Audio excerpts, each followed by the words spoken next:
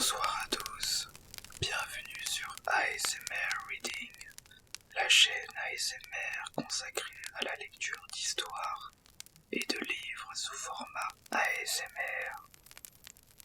Dans cette première vidéo, je vais vous présenter le livre avec lequel nous allons commencer cette aventure. Il s'agit de la véritable histoire de Noël de Marco Leno. C'est un livre qui a été écrit en 2007 par cet auteur d'origine finlandaise. Il retrace l'histoire et les origines du Père Noël. Ce livre m'a été offert par un proche pour Noël dernier et sa particularité est qu'il est composé de 24 chapitres qu'il faut lire à raison d'un chapitre par jour à partir du 1er décembre jusqu'au 24, le soir du réveillon de Noël.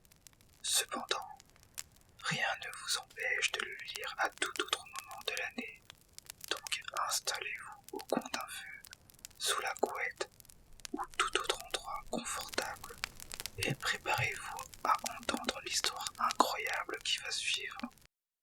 Chapitre 1. C'était un chaud après-midi de fin d'été. Le soleil brillait dans un ciel sans nuages et la mer Baltique ondoyait tranquillement. Deux garçons bronzés en maillot de bain se tenaient côte à côte sur un rocher abrupt bordé par l'eau émeraude. À quelques kilomètres au nord se détachait la ville, construite au bord du golfe de Botnie. Les fenêtres des immeubles renvoyaient les rayons du soleil et les cheminées des usines crachaient leur fumée noire dans le ciel d'azur. Une forêt d'imposants pins centenaires se dressait derrière les garçons. Le plus jeune s'appelait Aussi et avait 6 ans. Son frère, de 2 ans son aîné, s'appelait Tommy.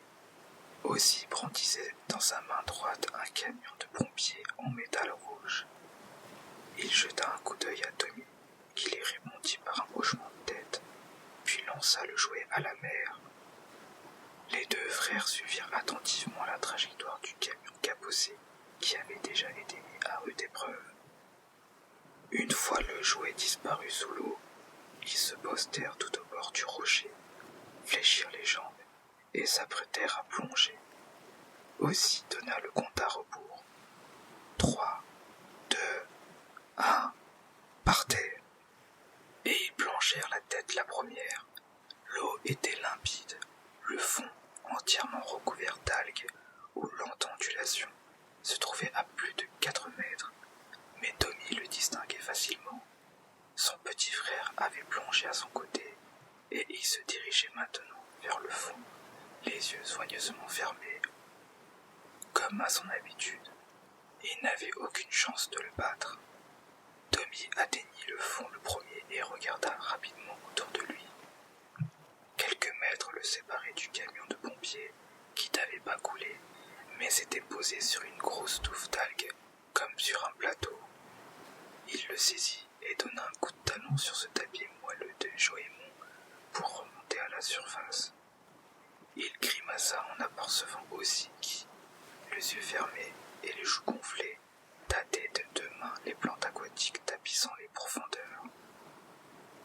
Tommy escaladait déjà les rochers, le camion à la main, lorsque Aussi jaillit à la surface et leva le bras en criant victoire. « Je l'ai trouvé, c'est la première fois que je te bats. » Tommy se retourna et mit sa main en visière afin d'observer son petit frère qui grôlait vers le rivage. Il semblait effectivement tenir quelque chose. « Tu ne m'as pas battu du tout. C'est moi qui l'ai le camion, » s'écria Tommy en le lui montrant. Aussi se hissa hors de l'onde en se cramponnant à un rocher, puis recracha de l'eau salée. « Alors qu'est-ce que c'est ça ?» demanda-t-il en agitant une espèce de cube recouvert d'algues. « Une pierre, proposa Tommy, tout en continuant de grimper. « Mais non, retorqua Aussi, c'est bien trop léger pour être une pierre. »« Voyons ça de plus près, là-haut, » répondit Tommy. Un instant plus tard, les frères ruisselants s'assirent là en face de l'autre sur leur serviette et d'aller au sommet du rocher. Aussi arracha les algues fermement agrippées autour de l'objet, sans laisser Tommy l'aider, même si celui-ci brûlait d'impatience de mettre la main sur la trouvaille de son frère. Lui aussi avait compris qu'il ne pouvait pas s'agir d'une pierre. La joie d'avoir gagné cette partie de plongée était déjà balayée, elle n'avait plus aucune importance. Tommy essaya de guigner l'objet qu'Ozzy tenait contre lui, mais à son grand dam, il dut se contenter d'observer les touffes d'algues qui s'éparpillaient sur le rocher. Ça alors, s'étonna Ozzy lorsque les dernières algues se détachèrent presque toutes seules. Allez, montre. Un temps un peu, répondit Ozzy en prenant son maillot pour essuyer la pellicule verte qui recouvrait l'objet. Il jeta bientôt le vêtement sur sa serviette, puis tendit son bras. Bouche bée, tous deux contemplèrent l'objet posé dans la paume de sa main. C'était un petit coffret ancien en bois, agrémenté de frises en relief et de renforts métalliques fixés par de minuscules clous. Malgré l'épreuve du temps, le talent et la minutie de son ébéniste étaient toujours perceptibles. « Ouvre-le » s'écria Tommy. « Il est cadenassé » répondit Ozzy en tournant le coffret pour lui montrer le petit cadenas qui verrouillait le couvercle. Ils se regardèrent. « Un trésor » se réjouit-il d'une même voix. « On essaie de le forcer » proposa Tommy. « Mais non, ça le casserait. » « Courons au chalet et montre-le à papy » déclara Ozzy. Aussitôt, les deux frères se précipitèrent vers le sentier traversant le bosquet. Le chalet en rondin de leur grand-père était si proche que son toit transparaissait à travers les arbres. Le grand-père lisait sur la véranda lorsque les garçons déboulèrent au coude à coude dans la cour. « Papy, papy, on a trouvé un trésor » lança Tommy. « C'est moi qui l'ai trouvé » rectifia Ozzy tout en dépassant son grand frère dans la dernière ligne droite. En un clin d'œil, ils se retrouvèrent aux côtés de leur grand-père, puis lui racontèrent leur découverte. L'homme ne comprit rien aux explications confuses des garçons essoufflés. « Ma parole, vous jacassez comme des pies » bouffa-t-il avant de poser son livre sur la table. « Ozzy, montre-moi donc ce trésor. » Ozzy tendit le coffret à son grand-père, qui l'approcha de son visage pour mieux l'observer. « Il est vieux en tout cas, très vieux, constata-t-il. Quand même pas aussi vieux que toi, s'étonna Tommy. Plus vieux encore. Je ne suis pas encore un vieillard, s'exclama-t-il. Il est plus lourd qu'il n'en a l'air. Il contient forcément quelque chose, déduisit-il en le soupesant. Un trésor, s'écrièrent les garçons, toujours d'une même voix. C'est sûrement pour ça qu'il est cadenassé, ajouta Ozzy.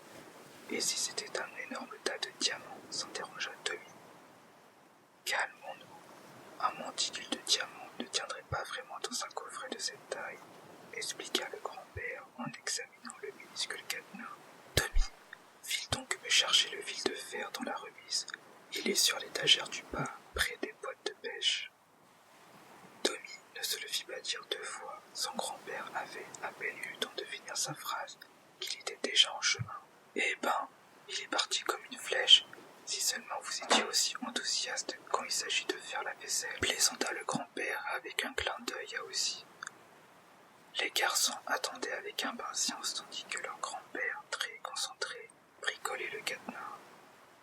Il avait plié en équerre le fil de fer apporté par Tommy, puis l'avait enfoncé à l'intérieur du minuscule cadenas. Il le tournait et le retournait prudemment dans tous les sens. Ses tempes et son front ruisselaient de transpiration. « Je crois que je n'y arriverai pas » prévint-il en essuyant du tranchant de la main une goutte de sueur qui lui chatouillait les cils. « Essaie encore » l'encouragèrent les garçons. « Je ne fais que ça, mais à l'impossible nul n'est. » Sa phrase resta en suspens, car au même instant la serrure cliqueta et libéra l'arceau. Le couvercle du coffret s'ouvrit de lui-même comme s'il était monté sur ressort, et un léger tintinnabullement retentit. « Tu as entendu » s'étonna aussi. « Est-ce que c'est une boîte à musique » demanda Tommy à son grand-père, qui semblait aussi étonné que les deux frères. « Ça vient sûrement de là » dit-il en faisant un signe de tête vers le carillon suspendu dans un coin de la véranda. Coïncidence, le vent l'a frôlé juste avant que j'ai réussi à ouvrir le cadenas. Ce n'est pas possible autrement. Les deux frères se penchèrent au même moment au-dessus du coffret, reposant dans la paume de leur grand-père, si bien que leurs fronts se cognèrent. Ils poussèrent simultanément un cri de douleur. « Calmez-vous donc, les garçons, sinon vous allez vous faire du mal, » tempéra le grand-père en retirant le coffret, dit que ses petits-fils grimaçaient et se massaient le front. « Est-ce qu'il y a de l'or, ou bien des diamants ?»« Non, » grommela le grand-père. « Il contient une vieille montre à gousset, toute bosselée. »« Qu'est-ce que c'est, s'enquit Tommy. »« C'est de l'or, » reprit aussi plein d'espoir.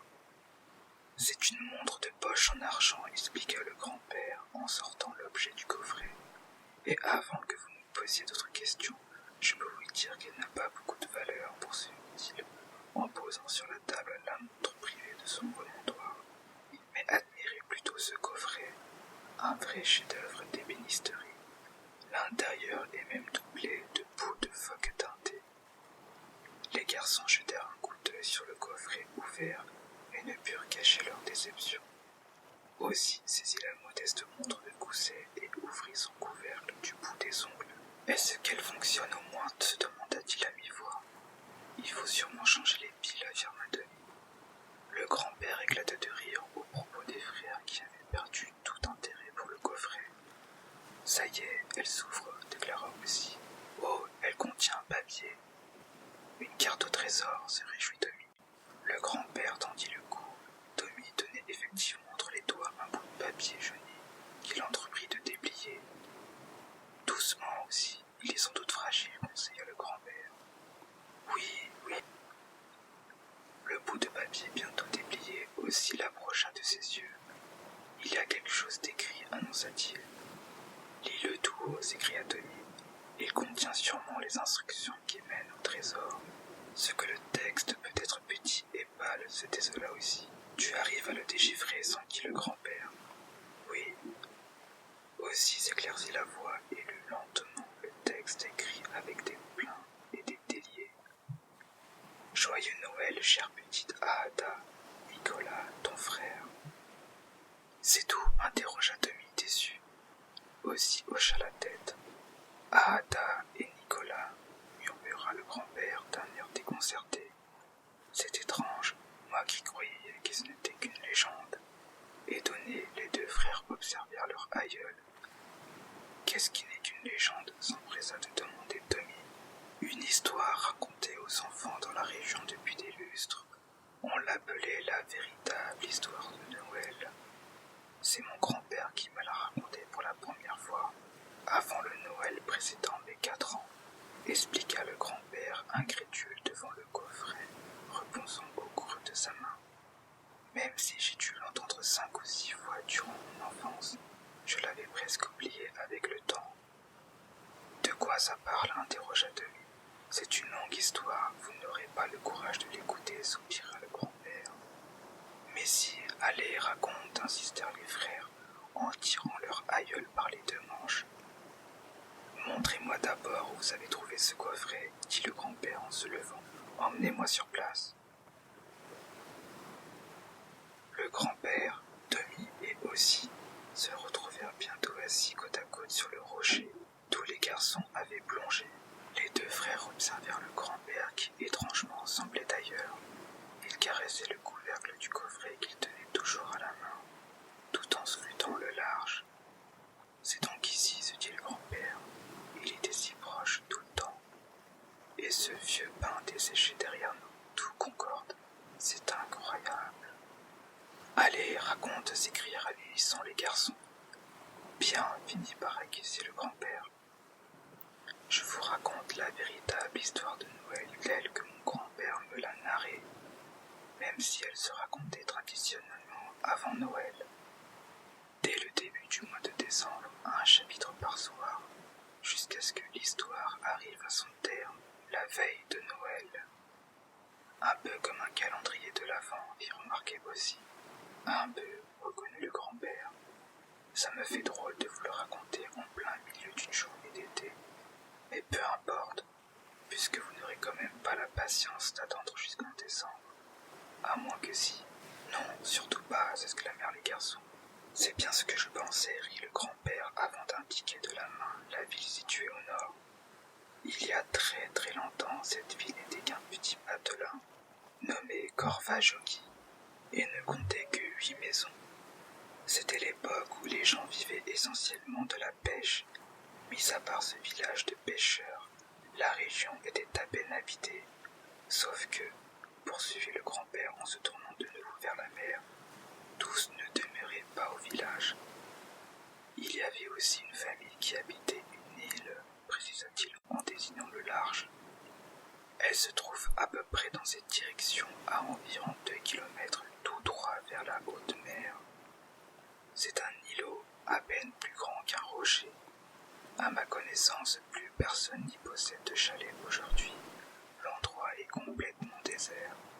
Les deux frères se tournèrent pour regarder dans la direction indiquée par leur grand-père et mirent leurs mains en visière. La mer baignée de soleil scintillait face à eux trois. Alors qui habitait cette île demanda aussi. Une modeste famille de pêcheurs du nom de Pouki. Ils étaient 4, le père et Inari Pouki, son épouse Alexandra, et leurs 2 enfants, Nicolas et Ahata. Nicolas et Ahata, s'écria Tommy comme sur le papier. Tais-toi, lui intima aussi, laisse papy raconter. La véritable histoire de Noël parle justement de cette famille et de son destin. Lorsque l'histoire commence, Nicolas a 5 ans et Ahata, sa sœur, pas encore 1 an. Et qu'est-ce qui leur arrive, interrompit Tommy. Si vous fermiez les yeux, vous pourriez vous plonger plus facilement dans cette histoire, suggéra le grand-père. Vous pourriez aisément vous représenter ces événements, d'autant qu'elles débutent durant une toute autre saison. À la grande surprise du grand-père, les 2 frères lui obéirent. Il hocha la tête de satisfaction et reprit sa narration en regardant ses petits-fils. Imaginez que vous avez des ailes, de vraies ailes d'aigle qui vous font décoller et voler au-dessus de la mer, vers l'île de la famille Pouki. Laissez-vous porter par la force de votre imagination. Moi, en tout cas, je ne sais pas voler, murmura Tommy. C'est facile, nous avons tous des ailes en nous. Il suffit de les trouver, assura le grand-père en ébouriffant les cheveux de Tommy. La mer ondule tranquillement en dessous de vous, puis petit à petit, l'air de rien, elle semble devenir plus lourde. Sa couleur bleue, estivale et chaude se met plus sombre, plus profonde, presque noire, et en même temps ses traits deviennent plus marqués. Pendant ce temps-là, en bas, au loin, l'île apparaît déjà sous vos yeux, une petite île rocheuse et austère. Le temps est devenu clair comme transparent. La mer est presque d'huile et le rivage déjà couvert d'une fine couche de givre déposée par la gelée nocturne. Encore plus loin, à quelques kilomètres de l'île, en direction de la haute mer se dessine le bord d'une épaisse couche nuageuse. C'est la saison où la nature reprend en quelque sorte son souffle, avant de capituler à tout moment face au rude hiver qui y recouvrira tout. Le grand-père reporta son regard sur le large. Après avoir observé la mer un instant, il ferma les yeux à son tour. Lorsqu'il poursuivit son histoire, il revit et réentendit tout derrière ses paupières closes. Et il fut convaincu que son récit suscitait également chez Tommy et aussi l'image puissante d'une époque révolue, radicalement